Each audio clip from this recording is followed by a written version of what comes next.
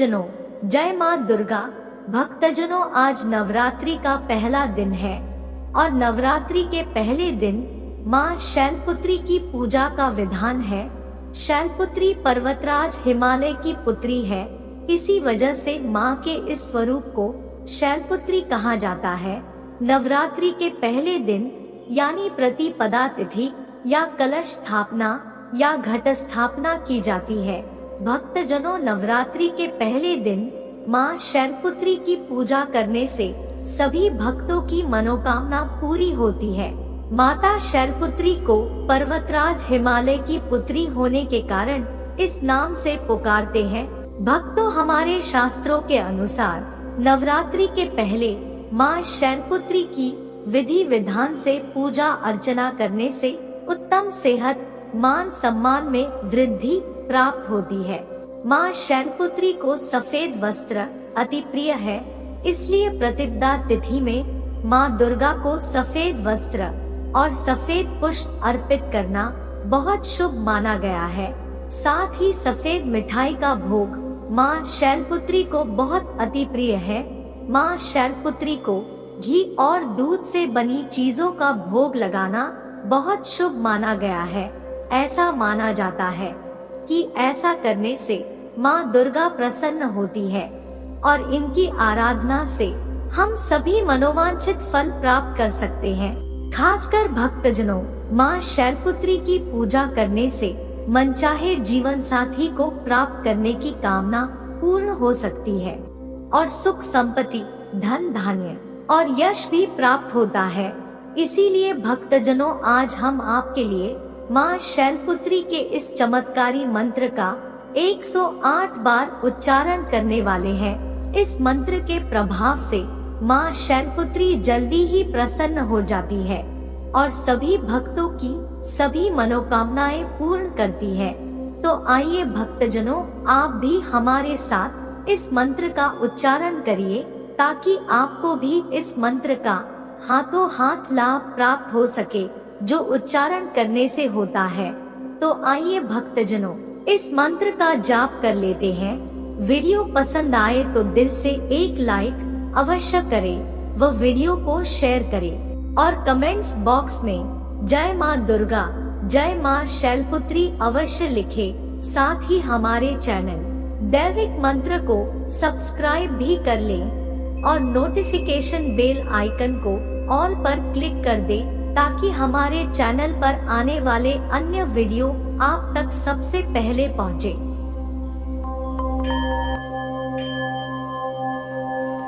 वंदे वांछित लाभाय चंद्रार्धिक कृत शेखरम वृषारूढ़ां शूलधरां शैलपुत्री यशस्विनीं वंदे वांछित लाभाय चंद्रार्धिक कृत शेखरम वृषारूढ़ां शूलधरां शैलपुत्री यशस्विनीं वंदे वांछित लाभाय चंद्रार्धिक कृत शेखरम वृषारूढ़ां शूलधरां शैलपुत्री यशस्विनीं वंदे वांछित लाभाय चंद्रार्धिक कृत शेखरम वृषारूढ़ां शूलधरां शैलपुत्री यशस्विनीं वंदे वांछित लाभाय चंद्रार्धिक कृत शेखरम वृषारूढां शूलधरां शैलपुत्री यशस्विनीं वन्दे वाञ्छितलाभाय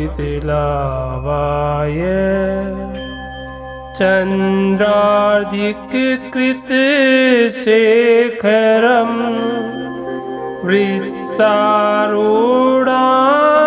शूलधरां शैलपुत्री यशस्विनीं वन्दे वाञ्छितलाभाय चन्द्रार्धिककृतशेखरं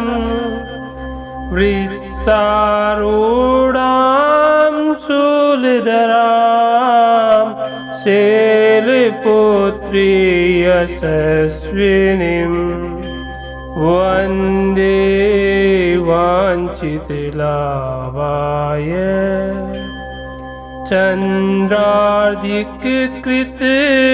चन्द्रार्धिककृतशेखरं वृषारूढां शूलधरां शैलपुत्री यशस्विनीं वन्दे वाञ्छितलाभाय चन्द्रार्धिककृतशेखरं वृषारूढां शूलधरां शैलपुत्री यशस्विनीं वन्दे वाञ्छितलाभाय चन्द्रार्धिककृतशेखरं वृषारूढां शूलधरां शैलपुत्री यशस्विनीं वन्दे वाञ्छितलाभाय चन्द्रार्धिककृतशेखरं वृषारूढां शूलधरां शैलपुत्री यशस्विनीं वन्दे वाञ्छितलाभाय चन्द्रार्धिककृतशेखरं वृषारूढां शूलधरां शैलपुत्री यशस्विनीं वन्दे वाञ्छितलाभाय चन्द्रार्धिककृतशेखरं वृषारूढां शूलधरां शैलपुत्री यशस्विनीं वन्दे वाञ्छितलाभाय चन्द्रार्धिककृतशेखरं वृषारूढां शूलधरां शैलपुत्री यशस्विनीं वन्दे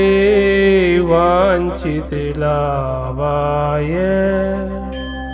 चन्द्रार्धिककृतशेखरं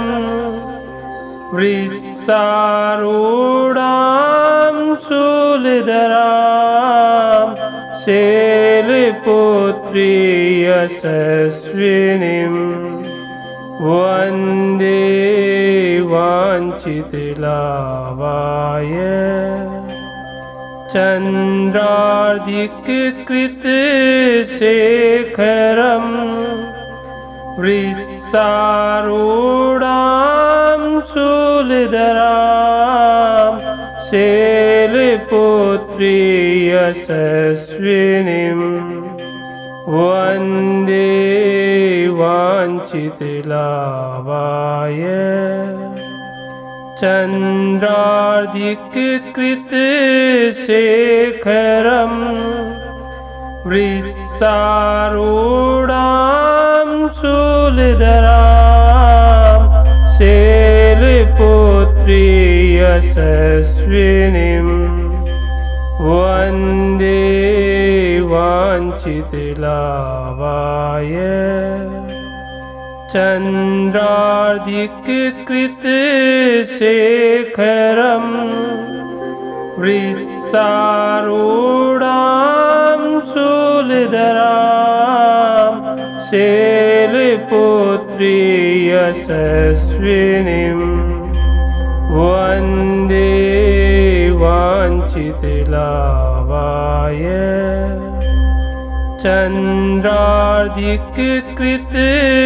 चन्द्रार्धिककृतशेखरं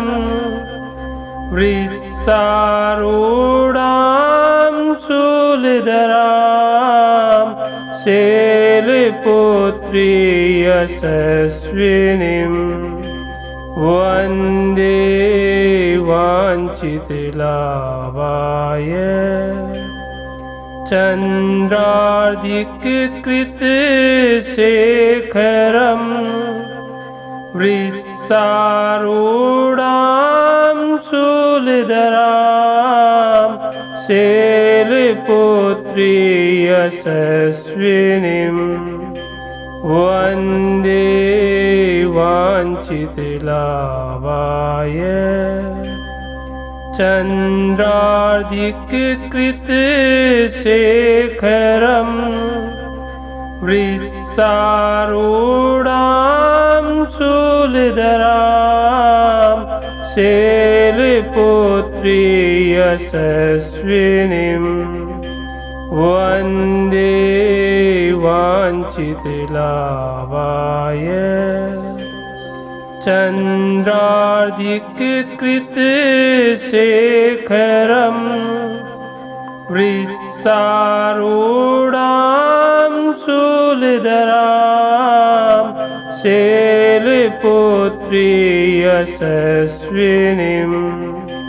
वन्दे वाञ्छितलाभाय चन्द्रार्धिककृतशेखरं वृषारूढां शूलधरां शैलपुत्री यशस्विनीं वन्दे वाञ्छितलाभाय चन्द्रार्धिककृतशेखरं वृषारूढां शूलधरां शैलपुत्री यशस्विनीं वन्दे वाञ्छितलाभाय चन्द्रार्धिककृतशेखरं वृषारूढां शूलधरां शैलपुत्री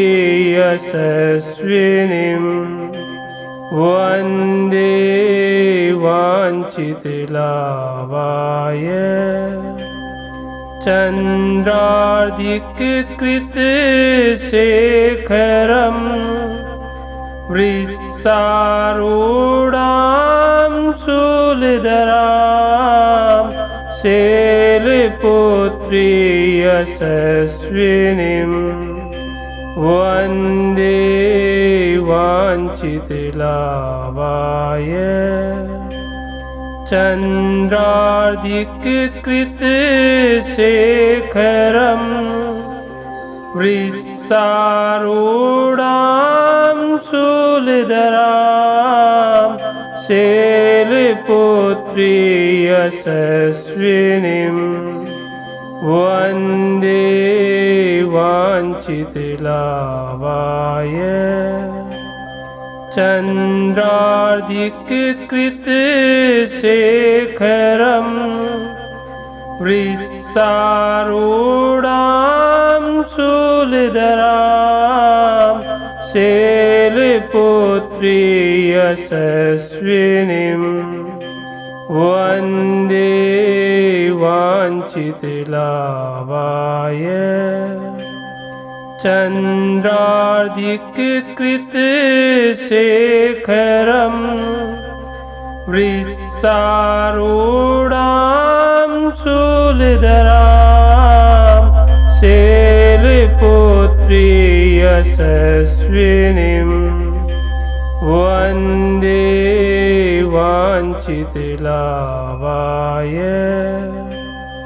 चन्द्रार्धिककृतशेखरं वृषारूढां शूलधरां शैलपुत्री यशस्विनीं वन्दे वाञ्छितलाभाय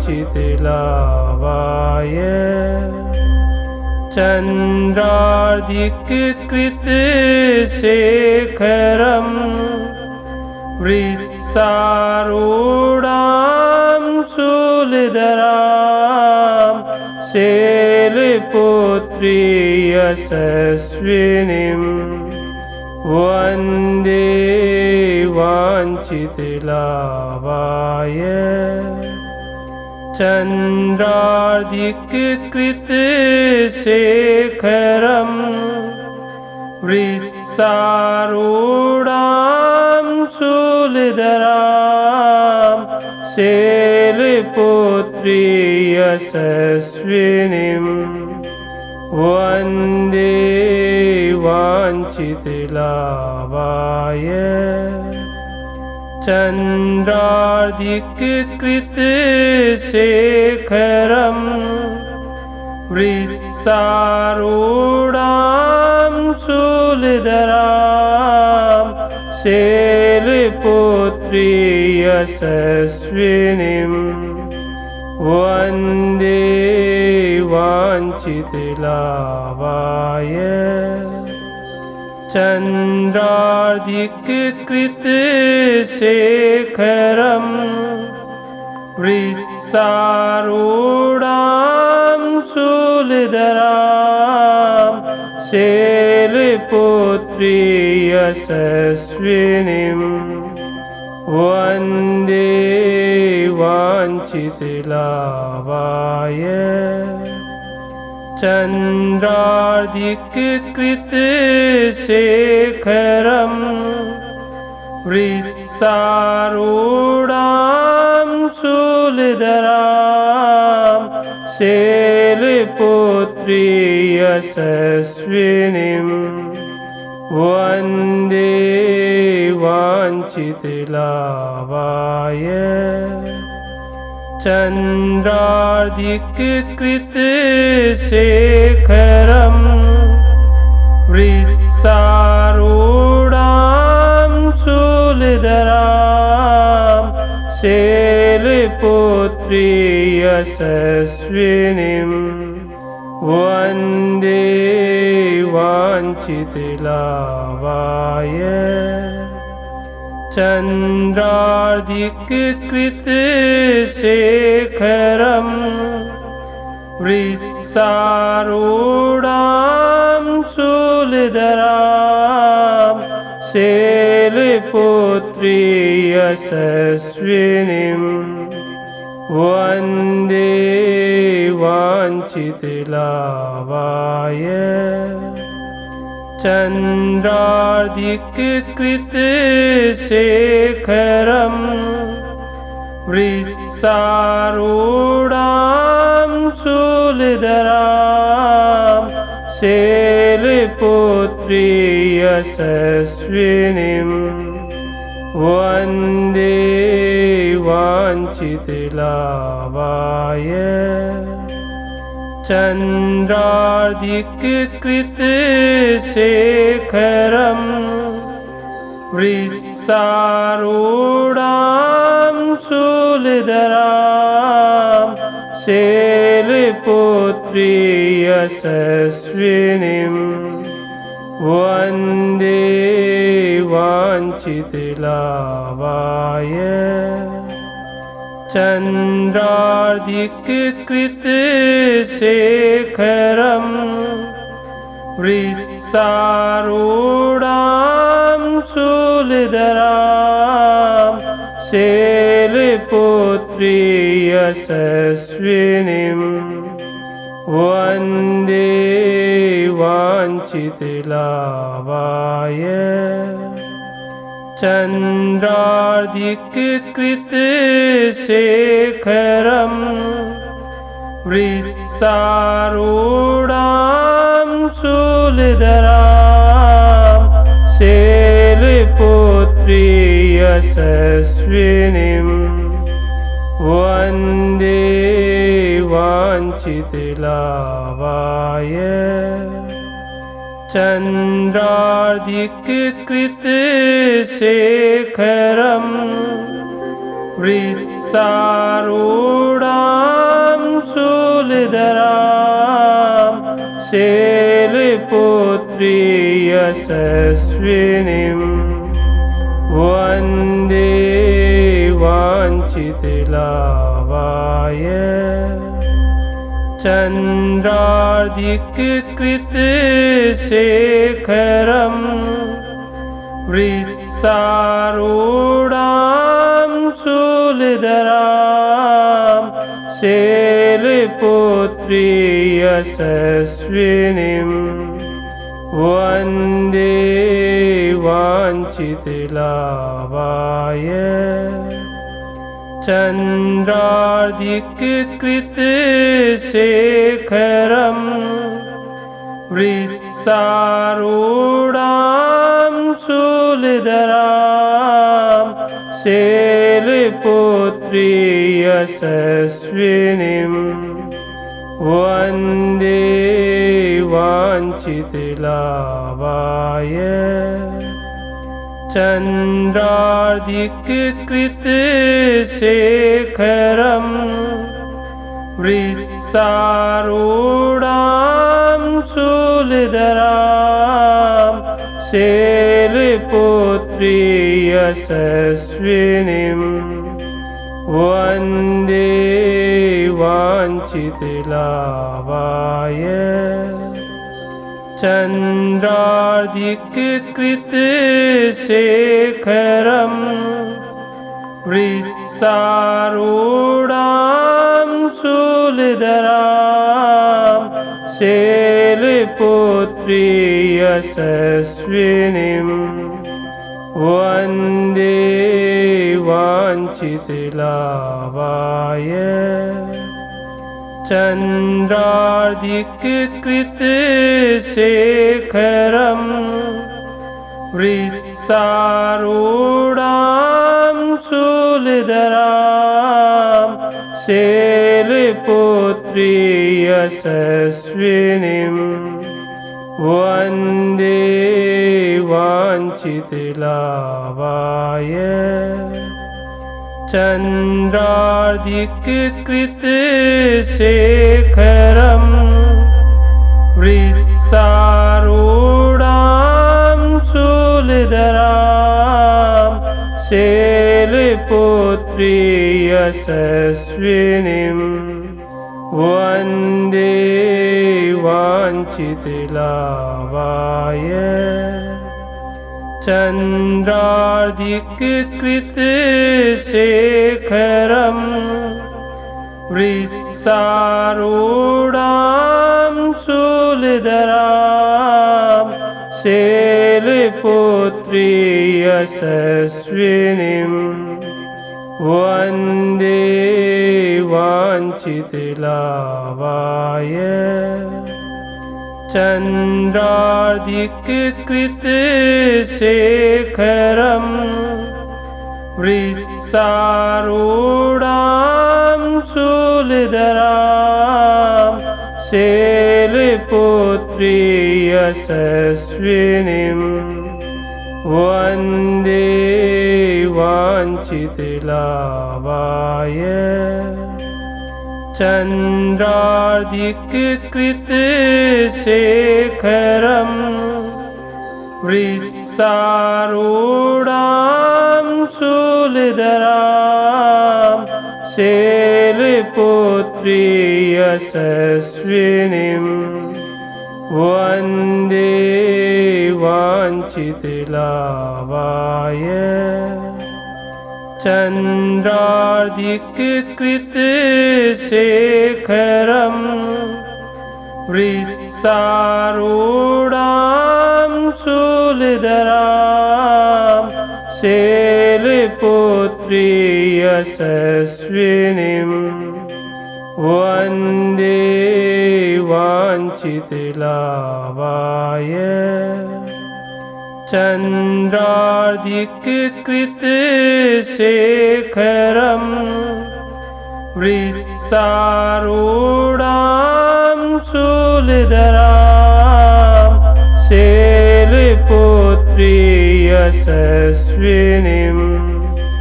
वन्दे वाञ्छितलाभाय चन्द्रार्धिककृतशेखरम् वृषारूढां शूलधरां शैलपुत्री यशस्विनीं वन्दे वाञ्छितलाभाय चन्द्रार्धिककृतशेखरम् वृषारूढां शूलधरां शैलपुत्री यशस्विनीं वन्दे वाञ्छितलाभाय चन्द्रार्धिककृतशेखरम् वृषारूढां शूलधरां शैलपुत्री यशस्विनीं वन्दे वाञ्छितलाभाय चन्द्रार्धिककृतशेखरम् वृषारूढां शूलधरां शैलपुत्री यशस्विनीं वन्दे वाञ्छितलाभाय चन्द्रार्धिककृतशेखरम् वृषारूढां शूलधरां शैलपुत्री यशस्विनीं वन्दे वाञ्छितलाभाय चन्द्रार्धिककृतशेखरम् वृषारूढां शूलधरां शैलपुत्री यशस्विनीं वन्दे वाञ्छितलाभाय चन्द्रार्धिककृतशेखरम् वृषारूढां शूलधरां शैलपुत्री यशस्विनीं वन्दे वाञ्छितलाभाय चन्द्रार्धिककृतशेखरम् वृषारूढां शूलधरां शैलपुत्री यशस्विनीं वन्दे वाञ्छितलाभाय चन्द्रार्धिककृतशेखरम् वृषारूढां शूलधरां शैलपुत्री यशस्विनीं वन्दे वाञ्छितलाभाय चन्द्रार्धिककृतशेखरम् वृषारूढां शूलधरां शैलपुत्री यशस्विनीं वन्दे वाञ्छितलाभाय चन्द्रार्धिककृतशेखरम् वृषारूढां शूलधरां शैलपुत्री यशस्विनीं वन्दे वाञ्छितलाभाय चन्द्रार्धिककृतशेखरम् वृषारूढां शूलधरां शैलपुत्री यशस्विनीं वन्दे वाञ्छितलाभाय चन्द्रार्धिककृतशेखरम् वृषारूढां शूलधरां शैलपुत्री यशस्विनीं वन्दे वाञ्छितलाभाय चन्द्रार्धिककृतशेखरम् वृषारूढां शूलधरां शैलपुत्री यशस्विनीं वन्दे वाञ्छितलाभाय चन्द्रार्धिककृतशेखरम् वृषारूढां शूलधरां शैलपुत्री यशस्विनीं वन्दे वाञ्छितलाभाय चन्द्रार्धिककृतशेखरम् वृषारूढां शूलधरां शैलपुत्री यशस्विनीं वन्दे वाञ्छितलाभाय चन्द्रार्धिककृतशेखरम् वृषारूढां शूलधरां शैलपुत्री यशस्विनीं वन्दे वाञ्छितलाभाय चन्द्रार्धिककृतशेखरम् वृषारूढां शूलधरां शैलपुत्री यशस्विनीं वन्दे वाञ्छितलाभाय चन्द्रार्धिककृतशेखरम् वृषारूढां शूलधरां शैलपुत्री यशस्विनीं वन्दे वाञ्छितलाभाय चन्द्रार्धिककृतशेखरम् वृषारूढां शूलधरां शैलपुत्री यशस्विनीं वन्दे वाञ्छितलाभाय चन्द्रार्धिककृतशेखरम् वृषारूढां शूलधरां शैलपुत्री यशस्विनीं वन्दे वाञ्छितलाभाय चन्द्रार्धिककृतशेखरं वृषारूढां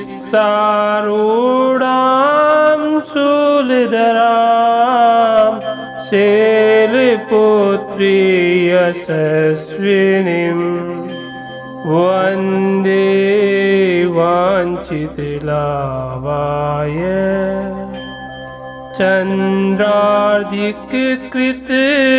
चन्द्रार्धिककृतशेखरं वृषारूढां शूलधरां शैलपुत्री यशस्विनीं वन्दे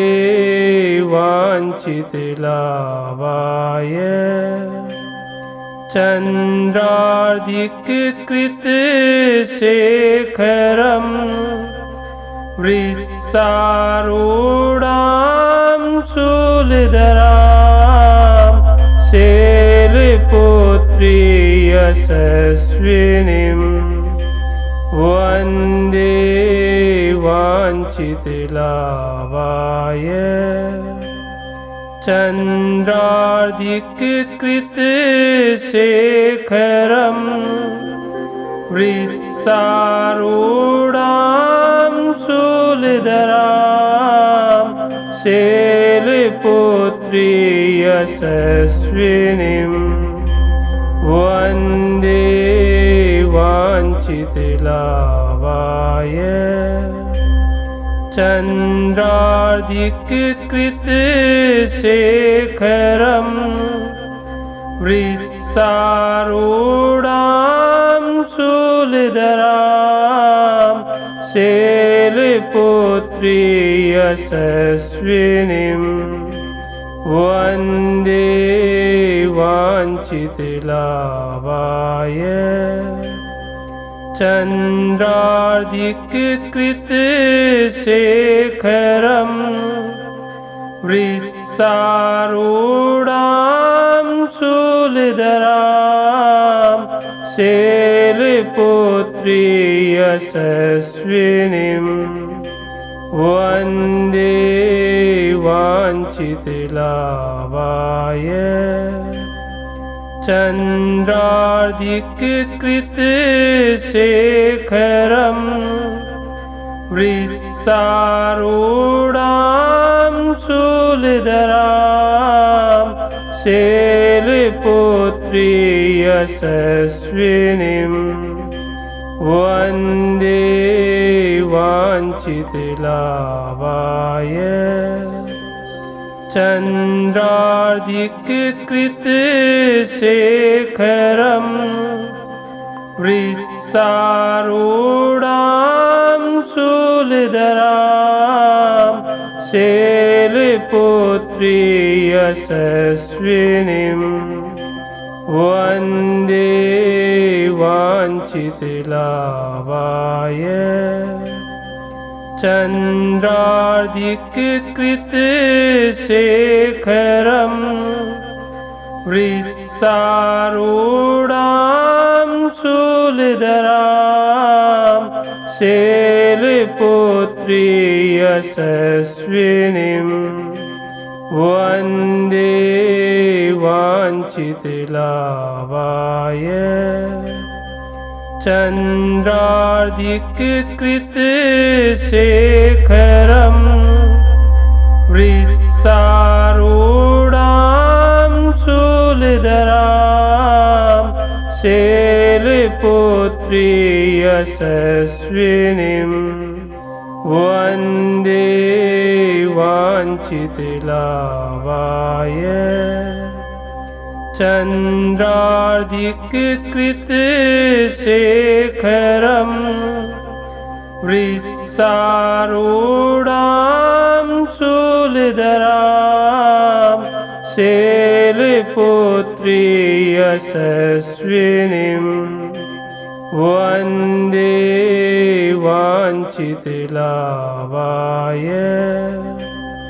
चन्द्रार्धिककृतशेखरं वृषारूढां शूलधरां शैलपुत्री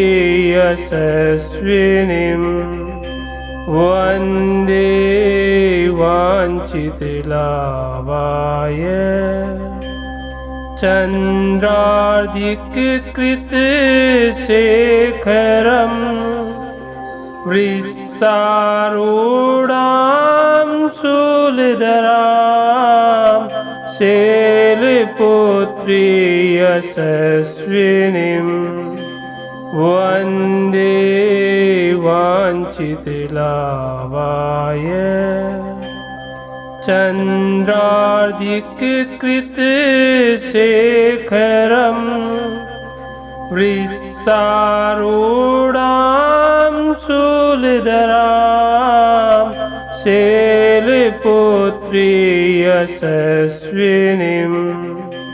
वन्दे वाञ्छितलाभाय चन्द्रार्धिककृतशेखरं वृषारूढां शूलधरां शैलपुत्री यशस्विनीं वन्दे वाञ्छितलाभाय